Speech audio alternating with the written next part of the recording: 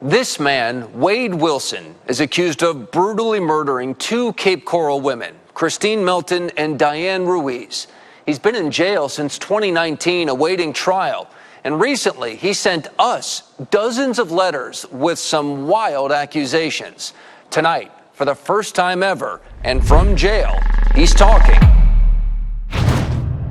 Wade Wilson, known for his Nazi tattoos, faced a life-changing moment in a Lee County courtroom when Judge Nicholas Thompson sentenced him to death. Wilson was convicted of the 2019 murders of Christine Melton and Diane Ruiz, and he'll now join Florida's death row. This verdict followed a detailed trial that revealed Wilson's brutal actions. In this video, we'll dive into the case, explore the trial's twists, and uncover what led to Wilson's death sentence.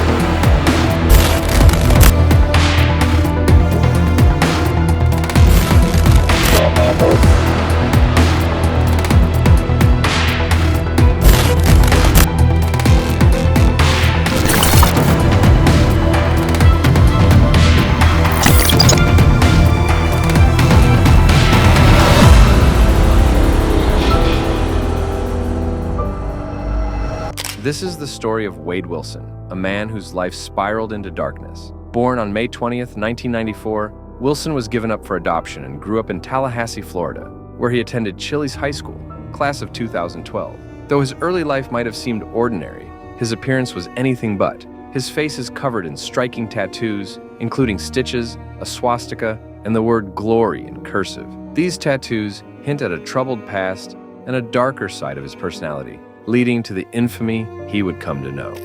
Sexual battery charges. Back in 2015, Wade Wilson got into serious trouble when he was arrested on charges of sexual battery and kidnapping. A woman told investigators that Wilson had raped her in his SUV after they met at a party in Tallahassee. Wilson denied the charges, and after a tense trial, a 6-person jury found him not guilty, clearing him of those accusations. In 2018, Wilson's name popped up again, this time in a high-profile case involving Denise Williams in Tallahassee. Denise was convicted of first-degree murder and conspiracy in the death of her husband, Mike Williams, after plotting with her lover, Brian Winchester, to make it look like a boating accident. Mike's disappearance in 2000 was one of the city's most puzzling mysteries, until investigators finally brought charges against Winchester and then Denise. Winchester, who testified against Denise, claimed that while he was in jail, he tried to get Wilson, one of his fellow inmates, to create fake evidence in the case. Winchester even said that Wilson offered to kill Denise Williams, who ended up being sentenced to life in prison. Fast forward to February 19th, 2019, when Wilson's former girlfriend accused him of stealing her laptop and cell phone. Just a month later, she also claimed he had kidnapped and raped her. However, since they were under a no-contact order from the court, the authorities chose not to pursue the kidnapping and rape allegations. The girlfriend told Palm Beach Sheriff's deputies that she and Wilson got into an argument because she wanted him to go to rehab. At first, Wilson seemed willing to go, but when they had to stop by the woman's mother's house to get some money, Wilson changed his mind. He became angry and demanded that she pawn her laptop for cash. The two went from one pawn shop to another but couldn't sell the laptop. Things quickly turned violent. Wilson got so mad that he started choking her with both hands, leaving bruises around her neck. He then hit her several times and used a pocket knife to cut off her t-shirt and bra, using them to blindfold her. Wilson drove around for about 2 hours while the woman was blindfolded, and during that time, he sold her cell phone for $50 without her consent. He then tied her hands and feet with a belt and tried to silence her with a plastic garbage bag. When that didn't work, he punched her.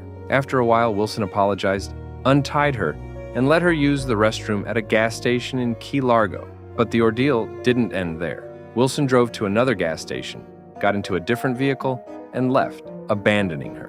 The woman then drove herself to her mother's house and called the Palm Beach County Sheriff's Office. Deputies responded, collecting evidence like a sports bra, a tank top, a pair of shorts, and a plastic garbage bag.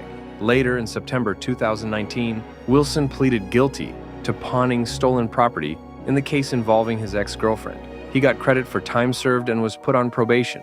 There was another woman in Lee County who also accused him of rape and kidnapping, but she decided not to press charges. But Wilson's troubles didn't end there. On September 30th, 2020, while at the Lee County Jail, deputies got wind of a possible escape plan involving Wilson and his cellmate, Joseph Katz. The two were apparently scheming to break out of jail, but the authorities caught on to their plan before they could even make a move. Wilson was hit with additional charges of attempted escape and criminal mischief, adding yet another layer of criminality to his already long list of offenses. Jury verdict form, penalty phase. We, the jury, finds as follows as to the defendant, Wade Wilson, in this case. As to count 1, first-degree murder, Christine Melton. We, the jury, find unanimously that the state has established beyond a reasonable doubt that Wade Wilson was previously convicted of another capital felony or of a felony involving the use of threat of violence to the person.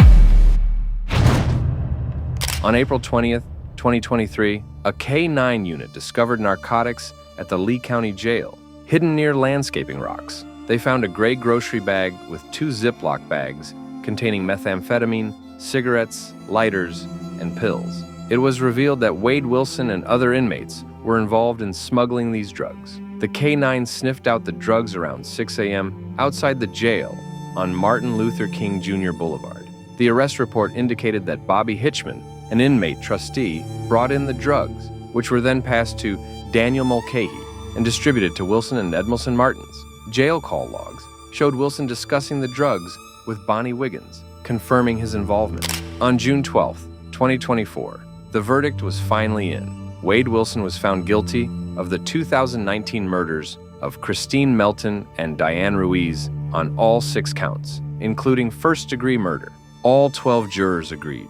Wilson was guilty of everything from battery and grand theft of a motor vehicle to burglary and first-degree petit theft, as well as the murder charges for both Melton and Ruiz. During the trial, Wilson's defense team tried to argue that he was heavily under the influence of drugs at the time of the murders, which messed with his decision-making. But despite their efforts, the evidence was overwhelming. The jury didn't buy the defense's argument, and Wilson was found guilty on all counts. Trial recommended. On June 25, 2024, the jury in Wade Wilson's trial made a life-changing recommendation: the death penalty for each of the murders he committed, in a 9-3 vote for one victim and a 10-2 vote for the other. The jury leaned heavily toward the harshest sentence. During the closing arguments, Assistant State Attorney Sarah Miller emphasized to the jurors that they needed to see the premeditation wasn't just there, but that it was intensified, more deliberate than usual. For the jury to recommend capital punishment, they had to find at least one aggravating factor. Miller confidently laid out 4 aggravating factors, arguing that Wilson's actions crossed every line and met the conditions for the death penalty. On August 15, 2024, Judge Nicholas Thompson decided that Wade Wilson wouldn't be getting a new trial. Wilson's lawyers had filed a motion hoping to get another shot at the case, but Judge Thompson denied it. He didn't see any reason to grant a retrial, and it was clear the decision was firm. As the clock ticks towards Wilson's sentencing at 1 p.m. on August 27th, there's still some business to handle. Earlier that same day at 9 a.m., Judge Thompson will take the time to address any last-minute motions, but the main event is already set. Then came August 27th, 2024, the day that Wade Wilson's fate was sealed. In the Lee County Courthouse, Judge Nicholas Thompson sentenced him to death. Wilson stood there with his face covered in tattoos, showing no emotion as the judge handed down the ultimate punishment. Judge Thompson didn't mince words. The evidence shows the murders were heinous, atrocious, and cruel, and that the second murder was cold, calculated, and premeditated. The brutal nature of the killings left the judge with no basis to overrule the jury's decision to recommend the death penalty. The court heard how Wilson strangled Christine Melton in her home after a wild, drug-fueled night. Afterward, he stole her car and used her phone to call his girlfriend, Melissa Montanez. But when she refused to get in the car, he assaulted her too. It was a dark, cold path that led Wilson to this point, and now he's set to pay the ultimate price for the lives he took so violently. For more updates on gripping true crime stories like this, make sure to hit that subscribe button and stay tuned.